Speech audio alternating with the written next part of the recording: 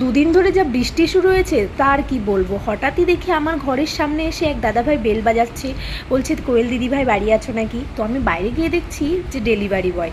তখন আমি জিজ্ঞেস করলাম হ্যাঁ বলো। তখন বলছে তোমার জন্য একটা পার্সেল আছে। আমি বললাম আমার জন্য পার্সেল? আমার পার্সেল আবার কে পাঠালো?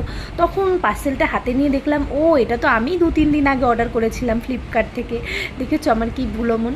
একদমই না, তোমাদের সাথে ইয়ার্কি মারছিলাম। তো এটা হচ্ছে কি আমি অর্ডার করেছিলাম, কারণ আমাকে দেওয়ার মতন কেউ নেই কোনো গিফট।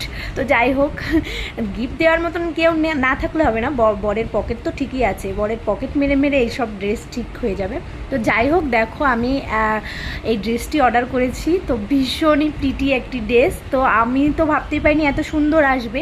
তো আমরা কদিন পরে যাচ্ছি এক জায়গায় ঘুরতে, সেটাই তোমাদেরকে বলছি। তো তারই জন্য আর কি একটা ড্রেস অর্ডার করেছিলাম। তো চলো তোমাদেরকে পরে দেখাই। এই দেখো আমি পরে দেখাচ্ছি তোমাদেরকে, ভীষণ সুন্দর এসছে। মানে আমি তো এত ভালো আসবে আমি ভাবতেই পারিনি।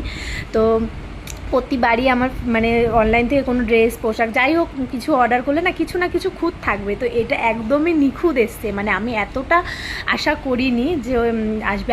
আর একটা মজার বিষয় আছে কি জানো তো, এই ড্রেসটি অর্ডার করার পরে না আমার ফোনে রিচার্জ শেষ হয়ে গেছে। তারপরে দেখছি আমার ফোনে তো কল আসা বন্ধ হয়ে গেছে, যেহেতু আমার ওয়াইফাইয়ের কালেকশান, সেহেতু আমার বর রিচার্জও করে দিচ্ছিল না। তো ডেলিভারি বয় আমার বাড়ির সামনে এসে আমাকে ডাকছে। আমি তো ভেবেছিলাম যে পার্সেলটা হয়তো পাবোই না। তো যাই হোক ভগবানের কৃপায় পেয়ে গেছি। তো এত সুন্দর হয়েছে, আর কাপড়টা ভীষণই নরম, মানে এত সফট কাপড় কি বলবো। আর হাতাটা দেখছো ঘটি হাতার, আমি তো পরে দেখো নাচ করছি। আমার ভীষণ পছন্দ হয়েছে কি বলবো। তোমরাও যদি নিতে চাও অবশ্যই ফ্লিপকার্টে দেখতে পারো, একদম মানে কম দামে জামাটি পেয়ে যাবে।